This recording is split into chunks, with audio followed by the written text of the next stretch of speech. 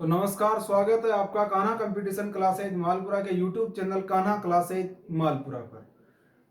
दोस्तों, आज हम बात करेंगे राजस्थान के इतिहास की, और राजस्थान के इतिहास के तहत हम सर्वप्रथम बात करेंगे मेवाड़ के इतिहास की। मेवाड़ जो कि राजस्थान का गौरव कहा जाता है। आप चाहे कंपटीशन की तैयारी करें या ना करें, लेकिन मेवाड़ का इतिहास जरूर देखें, मेवाड़ का इतिहास जरूर पढ़ें। मेवाड़ जिसे राजस्थान का गौरव कहा गया है, मेवाड़ जिसके राज चिन्ह में एक लाइन अंकित है, जो दृढ़ राखे धर्म को ताही राखे करतार, यानी तलवार रखने का अधिकार केवल उसे ही है जो अपने धर्म पर, अपने कर्तव्य पर अडिग रहे। इसीलिए मेवाड़ का जो इतिहास है, उसी सीरीज में आज हम बात करेंगे। सर्वप्रथम हम बात करते हैं मेवाड़ के नामकरण की। नाम मेवाड़ कैसे हुआ? प्राचीन इसका नाम मेदपाट या प्रागवाट था। मेवाड़ नाम होने के पीछे का कारण यह है, यहां पर एक जाति निवास करती थी, मेर जाति। और मेर जाति अरब आक्रमणकारी, जिन्हें मलेच्छ कहा गया है, अरब आक्रमणकारी मलेच्छ, इन मलेच्छों से वो संघर्ष किया करती थी, और मलेच्छों को मारने वाला उस मेर जाति को कहा जाता था। तो मलेच्छों को मारने वाला कहने के कारण इसका नाम मेदपाट हुआ, और मेदपाट का ही वर्तमान अपभ्रंश नाम है मेवाड़। प्रागवाट सिवी, यहां पर एक सिवी जनजाति निवास करती थी। सिवी महाजनपद भी यहां पर रहा, और उसकी राजधानी थी मध्यमिका। सिवी जनपद की राजधानी कौन थी? मध्यमिका। और मध्यमिका जिसका वर्तमान नाम है नगरी, वर्तमान नगरी, और यह चित्तौड़गढ़ जिले में है। वर्तमान नगरी और चित्तौड़गढ़ जिले में है।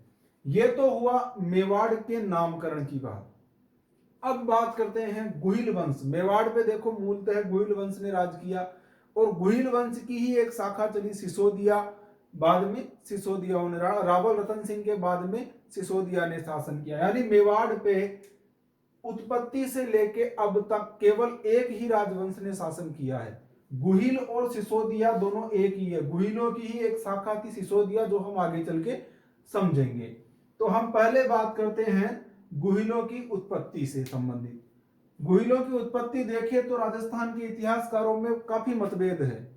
अगर हम देखें, मुहणोत नैणसी और गौरीशंकर हीराचंद ओझा, इन्होंने इनको बताया है सूर्यवंशी।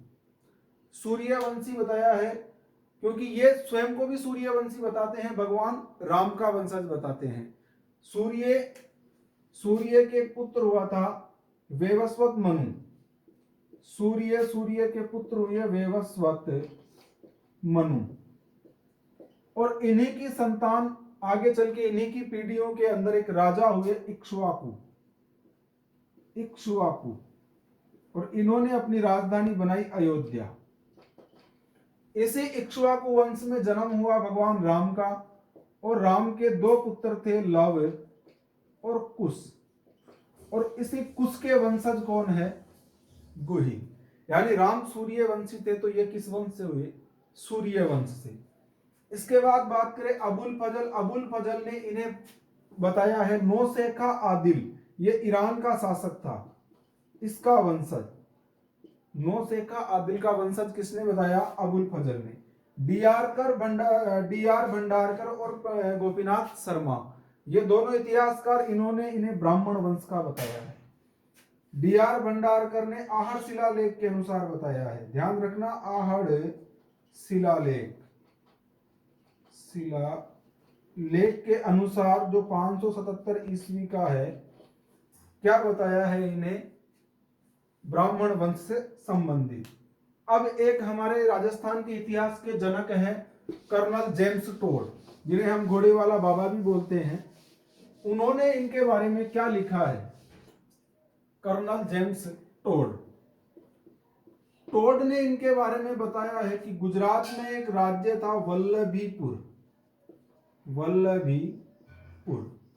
वल्लभीपुर का एक शासक था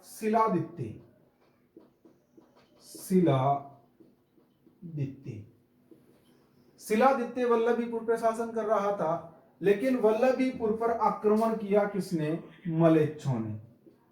मलेच्छों ने वल्लभीपुर पर आक्रमण करके पूरे वल्लभीपुर को तहस नहस कर दिया।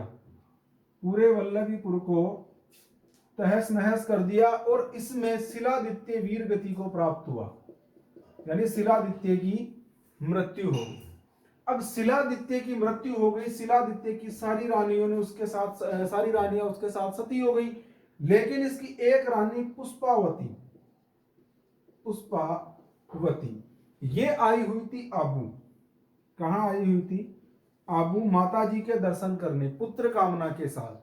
अब ये थी गर्भवती, गर्भवती थी, तो ये जब ये रास्ते में जा रही थी तो इसको ये समाचार प्राप्त हुआ कि शिलादित्य वीरगति को प्राप्त हो चुका है। अब ये सती होना चाहती थी, लेकिन सती कैसे हो, क्योंकि गर्भवती महिला को सती होने का अधिकार नहीं है।